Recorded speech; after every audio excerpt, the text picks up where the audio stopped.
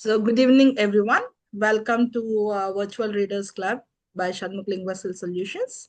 Without any further ado, we'd like to start the proceedings. I request Dr. Sunita to take over the session. Good evening, everyone. A very warm welcome to all the enthusiastic readers joining us today through the Virtual Readers Club. Shanmukh Lingua Skills is an educational and training initiative founded and led by Dr. KGB Santhosh Kumari, founder CEO, and Mr. S. Santharao, managing director. The organization is committed to empowering learners with strong language proficiency, confident communication, and critical reading skills, essential for academic, professional, and global success. At Shenmukh Lingua Solutions, we offer structured training in English and other proficiency based language programs, along with Readers Club and book review sessions that encourage lifelong learning and reflective reading. The Virtual Readers Club is a sincere initiative aimed at supporting students and readers across the globe. Our purpose is simple yet impactful. Reading for just 20 minutes a day can help learners complete more than 20 books in a year, strengthening vocabulary, comprehension, and analytical thinking. These sessions serves as a small but meaningful helping hand in building consistent and confident reading habits. We are also pleased to inform you that the book review session will be streamed on YouTube after the completion of the session, enabling learners worldwide to access and benefit from these discussions. With the shared vision of reading, learning, and growing together, let us now proceed to today's book review session. And I would like to introduce our speaker, Dr. KGB Santhosh Kumari. She's an accomplished English language educator and researcher and academic leader with over 23 years of experience in ESL and EFL teaching, assessment, research, and teacher training. She currently serves as an international ESL trainer and teacher educator under the Ministry of Preschool and School Education, Sirkandoria region, Uzbekistan, and has also served as a visiting professor in India and at a couple of universities abroad, contributing to curriculum development and teacher education. Dr. Santhosh Kumari is a British Council certified IELTS master trainer, a Google certified educator, and holds a postgraduate diploma in TESOL and TEFL from Canada, along with a PhD from Andhra University, India. She is the author of 3 academic books, including Echoes of Empire, Colonial Themes in Mulkraj Anand's selected novels, which has been translated into 13 global languages and has published extensively in Scopus Index and peer-reviewed journals, conference proceedings, and book chapters. She is also the holder of an Indian patent on the AI-assisted language learning and serves as an editor for multiple international journals. She is the founder and CEO of Shanmukh Lingua Skill Solutions, actively promoting research-driven and inclusive and technology-enabled English language teaching practice at a global level. Let's join our hands together to welcome our today's reviewer, Dr. Santoshi. So, thank you so much, ma'am, for your introduction of Shanmukh Linguistic Solutions and about me. So today, without any further ado, we'll be going into the book review. And the book which I chose is very interesting book. It's like Rich Dad and Poor Dad. So in this book, you will be finding a kind of person, especially personalities, who are with us and almost like everyone we could see ourselves in that particular mindset how we have been struggling, especially in terms of financial crisis. And when we see somebody who is into like earning, especially struggling to earn, and by seeing somebody who is already rich off or wealthy, we feel like how those people have been earning and how we couldn't earn. We have that kind of mindset. So you can see one person who has been experiencing this kind of mindset by seeing two personalities. One is his biological father and other is his friend's father. So we will see how that person has been coping up with his mindset and how he came up with a new strategy and how he wants to become a kind of person who is a role model, who is a trendsetter for many financial activists. So, without any further ado, we'd like to see the most interesting book and what are the lessons that are being taught by this book. And this is a book written by Robert Kiyosaki, who is a person who is a guide to building wealth and achieving financial independence through smart money management and entrepreneurial thinking. So this is very important. So before going to that, we'll be just having a short discussion on what who the author is and what is his idea and what are the books he has written. So first one, he is an American author and entrepreneur and financial educator and best known for his best-selling book, which is Rich Dad and Poor Dad. And he was born on April 8th, 1947 in Hawaii. And he gained worldwide recognition for challenging traditional views on money, education, and employment. And through his series of Rich Dad, so Kiyosaki emphasizes financial literacy, asset building, entrepreneurship, and investing as essential skills often missing from formal education. He says that financial literacy is very important at schooling itself, so that the children they grow up with that kind of mindset where they can use the money, invest the money, and try to earn passive income ethically and legally. So that is very important point which he highlights in this book. At the same time, this book was sold over 40 million copies worldwide and translated into multiple languages. So, if anybody knows how they want to earn and how they'd like to survive as a better individual with a good attitude towards money, then obviously it will be very easy and interesting. So, he showed seven different lessons or seven different platforms which are a different almost like we can see like it's a kind of different thought process. So we don't think like that. See, generally we have two different categories of people. One is an employer and other one is an employee. Employee always thinks, come on, tomorrow how I will get an incentive and how I can earn a little more, and how I will compete with the other individual who is working along with me, and how a better salary or better wage or better pay band than that particular person. So always competition is between two members who wants to earn something, who wants to get something. But the point is that individual, he thinks only about pulling up the money or saving money and then constructing a house or maybe purchasing a car or maybe for child education or maybe children wedding, something like that. But the point is there is other category of people who will be earning lots and lots and they will be investing on certain things, they will be getting money back.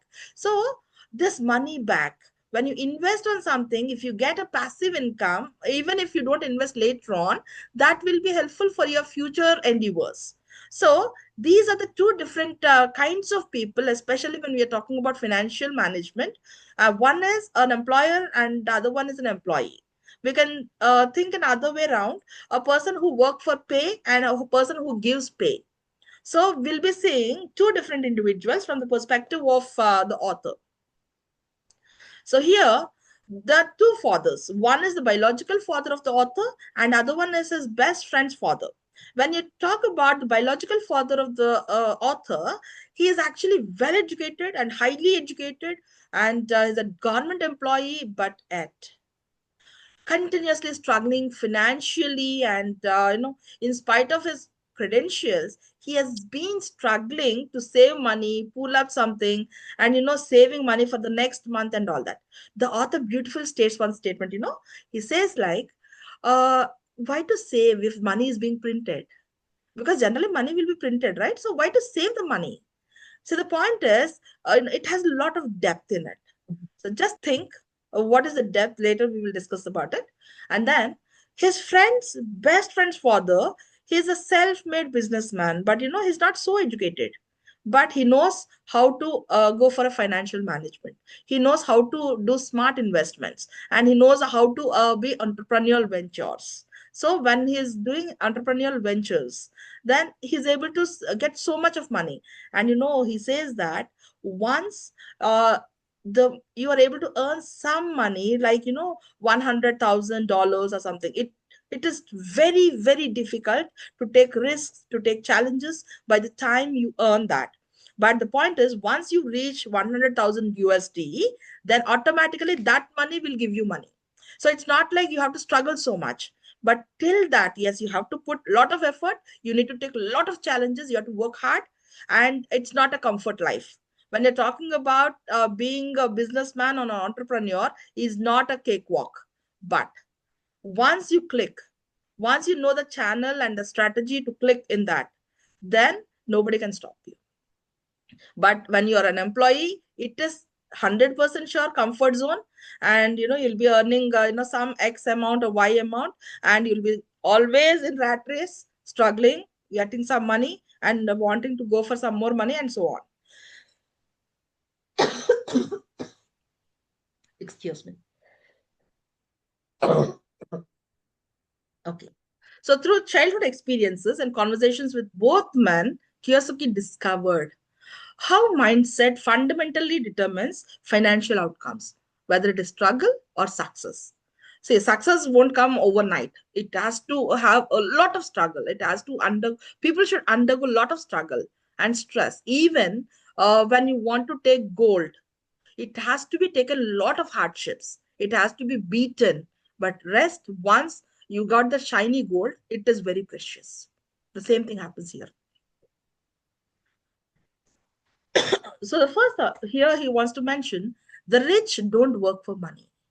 And the fundamental shift, as I already mentioned here, the person who is an employee wants to climb the corporate ladder, and he wants to work harder for the paycheck, and would like to go for little increment and then promotion and so on and so forth, in order to get a minimum additional pay band. But the point is, it is exclusively discouraging when he may not get it. But he is in comfort zone. Where the theme encourages building assets that generate passive income.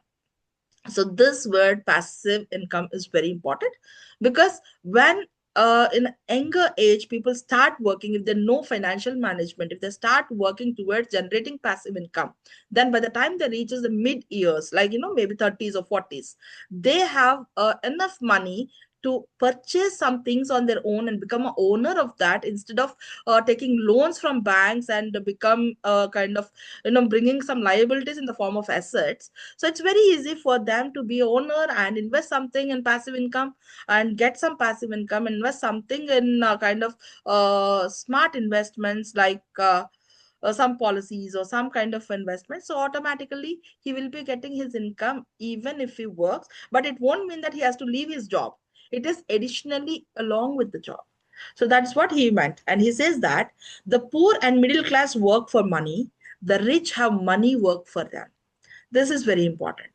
And then the mindset difference has been beautifully explained. If you see here, the traditional path is trade time for money, but wealthy path is different. You build income generating assets, and then focus on ownership, not employment. And then this focusing on ownership will help you so much, and then create systems, not just earn wages. So when you're talking about rich dad, he's the one who create wage systems. But when you're talking about poor dad, in spite of being highly educated and highly talented, but he is in the rat race. So he may not earn so much because of XYZ reasons. Everybody knows all the reasons. But yes, once you take up the challenges, then only you are able to achieve it. So that is very important. And then these three are very important points which he mentioned in this book. Financial education is key. So for every child, he wants a school should be a place where they learn financial education. They should be taught how to invest, how to do a proper investment, and how to differentiate between assets and liabilities. And that has to be taught at the school level itself. And self education is very important according to him. Like means, that means like They need to go to the people who are wealthier, talk to them, interview the people, self learning, attending some seminars, talking to mentors, and gaining real world experience is very important. And lifelong learning. So financial literacy is not a classroom taught. It is something like a lifelong learning where you need to develop yourself by handling it. At the same time, at times you may get kind of loss, or at times you may get profit, but you have to make yourself confident enough, and you need to learn out of your own mistakes, as Abdul Kalam rightly quoted, learn from your mistakes, and you have to adapt yourself. Then yes, definitely you will be successful. Now, what is the basic difference between assets and liabilities? For example, we have purchased a house and with our own money, then that is your asset. You have purchased a car with your own money, that is an asset. But if you have taken a car with the help of a loan from some bank, that is a liability. So you can't tell that I'm a owner of a car or a house if I have a bank loan. If you have gold under mortgage, that is a liability, that's not an asset. So it clearly mentions that. He says there is an overlap, that is very important. So one is, asset is something like the money should flow into your pocket. Liability is something like it will go from your pocket. So that is very important. So he has mentioned that in this particular book. And then third important one is mind your own business. When you say mind your own business, it's not like a typical idiomatic expression. It says that when you work for some company, you will be working for somebody else. But when you work for your own company, your own firm or institution, then you will be working for yourself. It won't mean that you have to leave your job and you need to completely do something else. Parallelly, when you are doing your job, make sure you have to know the different channels of earning passive income. If you know that, then definitely one fine day you'll be switching from an employee role to an employer role. So that is what he would like to mention. And then overcoming fear and taking risks, this is very important. So the first thing is you should understand what is the actual flaw or what is the actual problem behind it, and never ever fear of losing money, because going into a business, becoming an entrepreneur itself is a risky job. But once you get into it, once you go into that risk, then you have to face the challenges as well. Once you face challenges, you know how you need to overcome. So you will be learning from the failure and then you take action. So these four are very important steps in overcoming fear and taking risks. And then there are four life lessons which he informed. So one is start early. So at your younger age, you need to start learning the financial management, and you will be getting the knowledge of how to invest, where to invest, and how to get benefit from the compound growth, and develop crucial money management skills, and all these things you need to start at your younger age. And then you should know how to diversify income. Now, which money has to go for what, you should be in a position to diversify them. And then master the system. First you should understand what are the taxes, how the corporate structures work, and then how money flows. And it optimizes the wealth accumulation legally and efficiently. So this is another important aspect which he is talking about. And then adapt and thrive. So you have to adapt yourself and you need to be successful. So adapting to the financial education and then enables you to navigate digital economies, global markets, and technological disruption with confidence. So this is very, very important. These are the four for life lessons he just mentioned.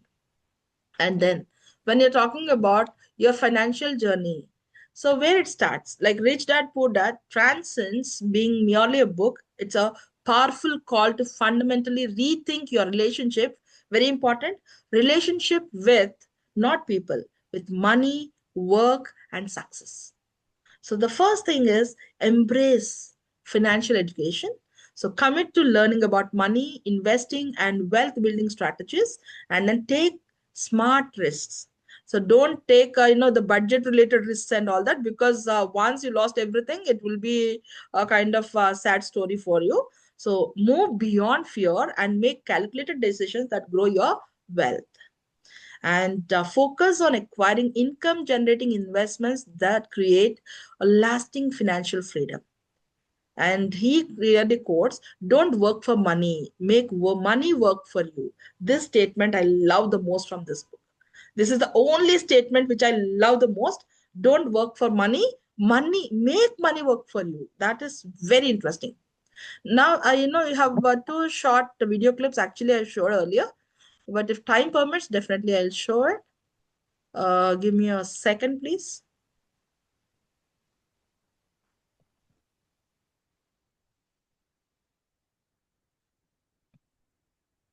Now, that will give the complete gist of this book.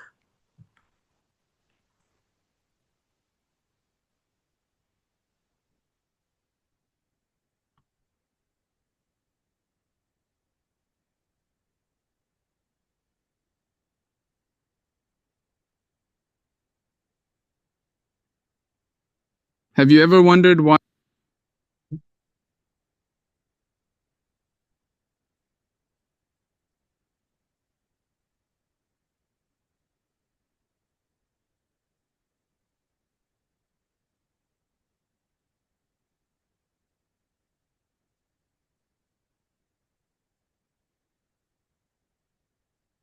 A short clip, it's hardly 1 minute. some people become wealthy while others struggle financially their whole lives, even if both work hard? In this video, I'll break down the life-changing lessons from Rich Dad Poor Dad in just 3 minutes. Let's dive into the mindset that separates the rich from the poor. Introduction. Rich Dad Poor Dad is a personal finance classic by Robert Kiyosaki. The book contrasts the financial philosophies of his two dads: his poor dad, his biological father, well educated but financially limited; his rich dad, his best friend's father, a high school dropout who became a wealthy businessman. The book isn't just about money, it's about how we think about money. Key lesson 1: the rich don't work for money. Poor dad believed, get a good job, earn a salary, and you'll be secure. But rich dad said, don't work for money, make money work for you. This means building assets, like businesses, investments, or real estate, that generate income without you trading time for money. Key lesson 2: understand assets versus liabilities. Rich people buy assets. Poor and middle class people often buy liabilities, thinking they're assets. An asset puts money into your pocket. A liability takes money out. For example, a rental property, that's asset. A personal car with monthly EMI, liability. Learn to build your asset column and reduce liabilities. Key lesson 3: financial education is power. It's not how much money you make, it's how much you keep. Schools teach us to be employees, not entrepreneurs. Rich Dad emphasized reading financial books, understanding taxes, and learning how money flows. Financial literacy is what gives you control over your wealth. Key lesson 4: work to learn, not to earn. Instead of chasing higher salaries, work to learn skills. Learn sales, marketing, investing, negotiation, skills that help you grow wealth. Every job or business is a chance to grow your financial intelligence. Key lesson 5: fear, desire, control. Most people fear of losing money and the desire for luxury trap people in the rat race. Rich Dad taught, don't let emotions drive your financial decisions. Be courageous, take calculated risks, and don't be afraid of failure. It's part of learning. Conclusion, call to action. Summary: Rich Dad Poor Dad teaches us to change our mindset, invest in financial education, build assets, and stop trading time for money. If you want to break out of the rat race and create true wealth, start thinking like the rich dad.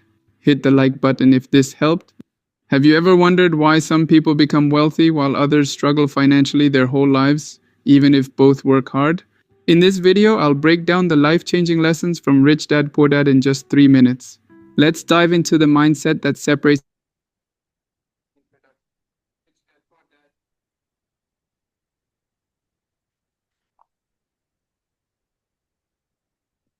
Thank you so much.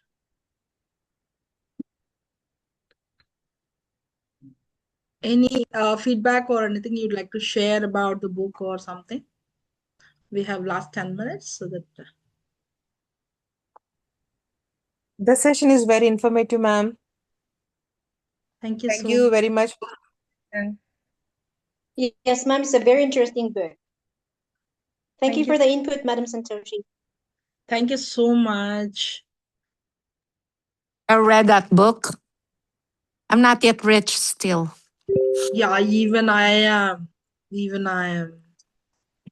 Me I too. think When I, will we be rich? See, I the think I point is, represent the, I the point represent is, the it's poor not dad. reading.